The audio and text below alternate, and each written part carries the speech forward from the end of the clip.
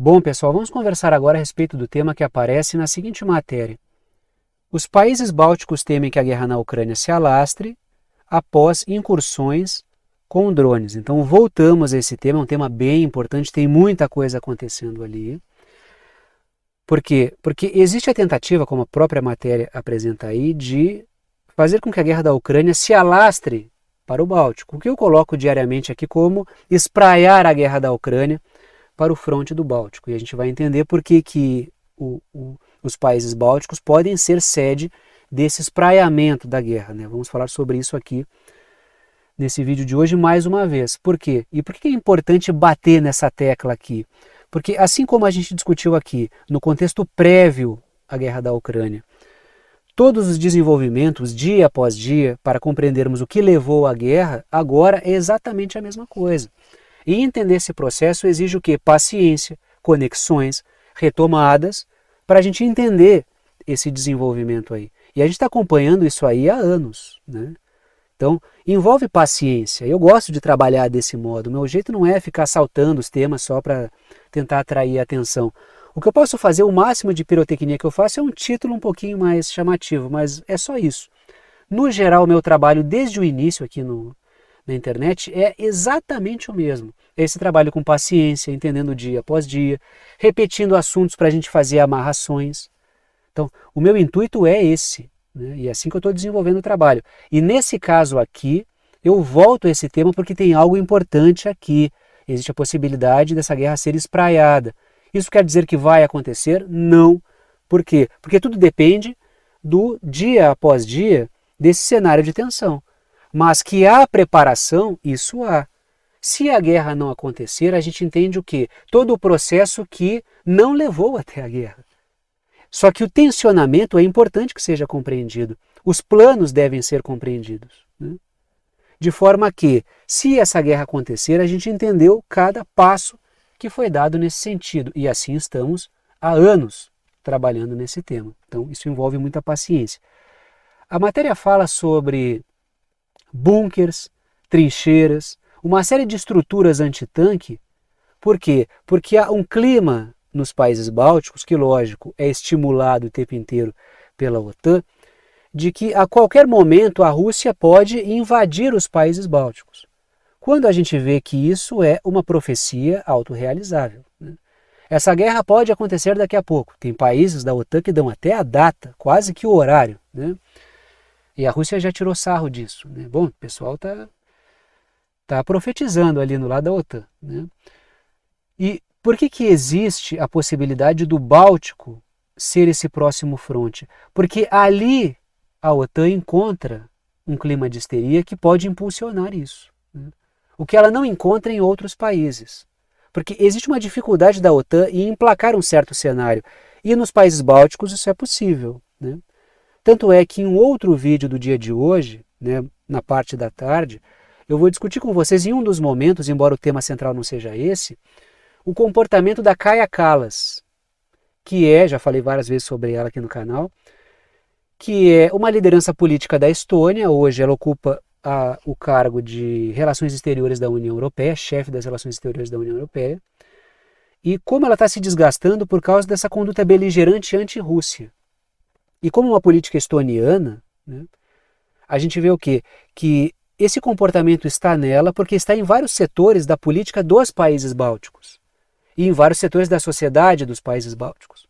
Então, o que a OTAN está pescando ali, que está no comportamento político da Kaja Kallas como liderança das relações exteriores da União Europeia, a ponto de ser criticada até por setores que são críticos do governo do Vladimir Putin. Mas é uma posição tão extremada, no sentido beligerante contra a Rússia, que coloca em risco o próprio trabalho que ela desenvolve. Mas, claro, ela foi colocada ali por causa disso, né?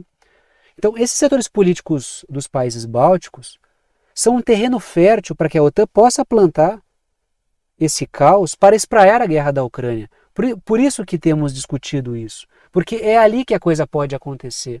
Porque a guerra da Ucrânia, ela permitiu a disseminação de um clima de histeria em relação à Rússia começar pela Ucrânia e dominar a Europa inteira, porque é isso que a OTAN vende. E isso acontece de especial modo nos países bálticos, onde existe um forte sentimento em vários setores da sociedade e da política de aversão à Rússia, né? E o episódio desses drones aqui, que é citado nessa matéria da Al Jazeera, ele amplia muito mais isso, né? Esse clima de histeria, essa coisa de drones e histeria que acontece a partir desses movimentos da Ucrânia, claro que calculados e claro que com a anuência de setores da OTAN, porque senão a Ucrânia não faria isso, é justamente esse cenário que precisa ser observado, esse clima de histeria, essa questão dos drones, porque isso está servindo de ensejo para tensionar enormemente. Se isso vai levar a uma guerra ou não, vai depender do processual, de como os setores lidam com essa situação. Porque realmente isso está sendo explorado de maneira exaustiva para encaminhar o Báltico para uma situação de guerra. Porque é evidente que a OTAN ela trabalha em cima da seguinte ideia, de que a Rússia está falando sobre esse assunto, está insistindo no tema drones usando espaço aéreo dos países bálticos, drones ucranianos usando espaço aéreo dos países bálticos, como se a Rússia estivesse preparando uma invasão usando isso como narrativa. Quando o que a Rússia está fazendo, na verdade, temos acompanhado, é justamente dissuadir os países bálticos desse tipo de situação. Não permitam que a Ucrânia utilize o espaço aéreo dos países bálticos para atingir infraestrutura e áreas civis na Rússia. Caso contrário, haverá uma resposta. Mas lógico que a OTAN inverte essa situação e coloca isso como uma narrativa russa para invadir os países bálticos. Sendo quem está tensionando é justamente a OTAN, que é aquela lógica, né? Acuse os outros do que você mesmo faz. E quando a gente fala a respeito dos países bálticos serem um terreno fértil, a matéria da Al Jazeera apresenta alguns dados interessantes para a gente entender isso, né? A matéria traz país por país, Estônia, Letônia e Lituânia. Eu vou pegar um percentual aproximado, né, dos 3 países, né? Apresenta ali que cerca de 70% da população dos países bálticos, né, ela nutre um grande sentimento de medo de uma invasão russa. Justamente por isso é um terreno fértil. Até porque eu falei para vocês várias vezes aqui. A OTAN tenta emplacar esse discurso de que é preciso estar pronto para uma guerra contra a Rússia, para uma invasão russa, só que em vários países isso não cola. Acontece que nos países bálticos isso cola. E aí a OTAN vê aí como um terreno fértil para plantar o caos. E a partir de uma situação de caos nos países bálticos, tentar gerar um temor em outros países, trabalhando algo como em efeito dominó. Foi a Ucrânia, aumentei a histeria nos bálticos, aí acontece algo nos bálticos, eu vou tentar levar a histeria para outros países. Então ela está trabalhando pacientemente desse modo, né? É algo do tipo, ali a histeria cola, vamos trabalhar em cima disso, porque temos países que podem ser usados como bucha de canhão. E o que a Rússia diz? O que a Rússia diz é, não confiem na OTAN, isso, e falamos sobre isso ontem aqui no canal, no vídeo de ontem, né? Porque na hora do vamos ver, vários países vão pular fora. E até coloquei ontem, o primeiro a roer a corda são os Estados Unidos. E o pior de tudo é, a própria matéria da Al Jazeera traz isso, né?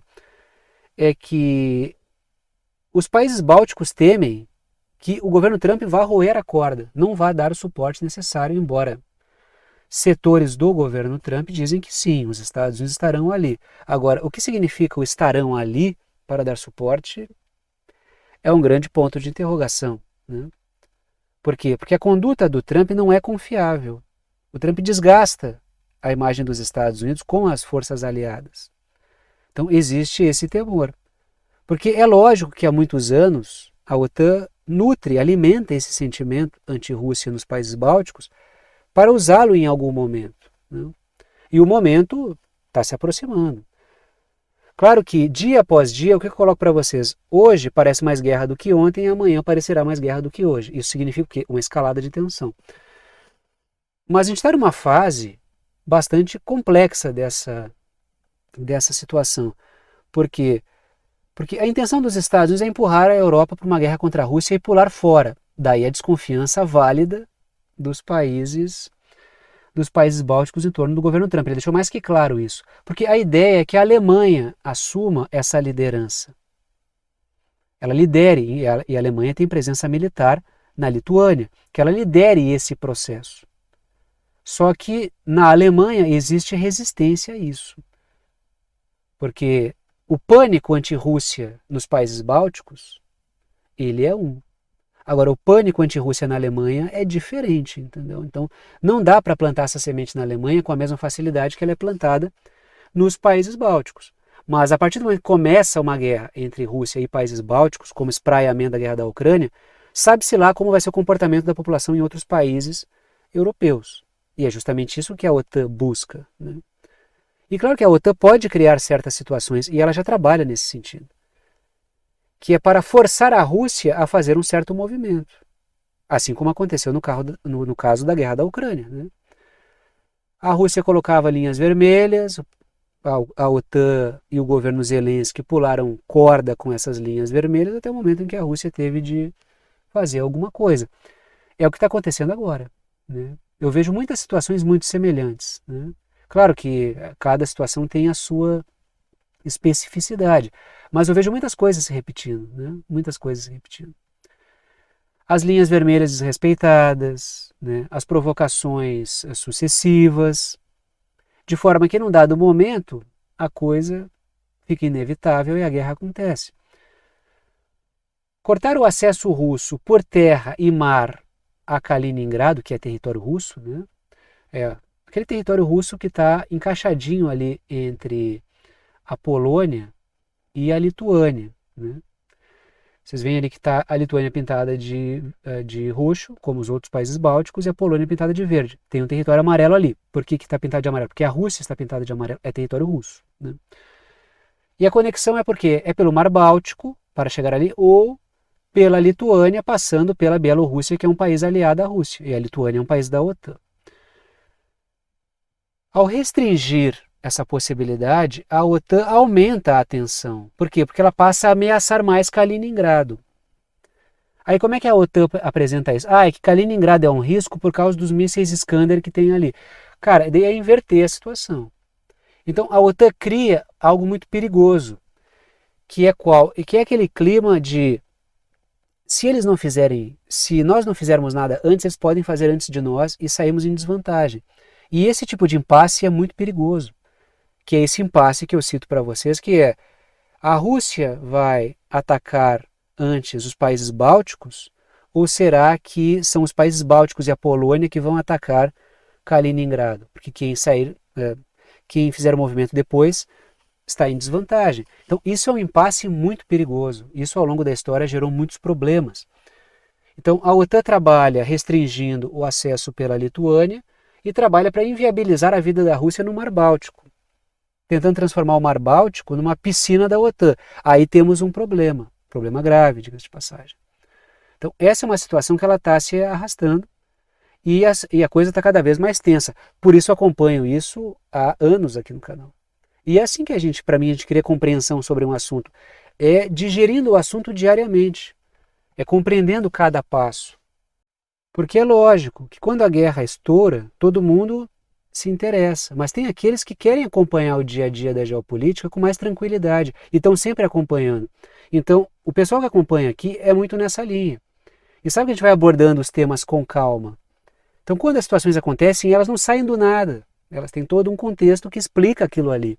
E eu gosto de acompanhar esse contexto. Até por isso eu faço vídeos 5 dias por semana, de terça a sábado. E vou digerindo diariamente esses temas aqui. É a maneira que eu gosto de abordar. E acredito que os que acompanham o canal gostem justamente desse tipo de abordagem, né?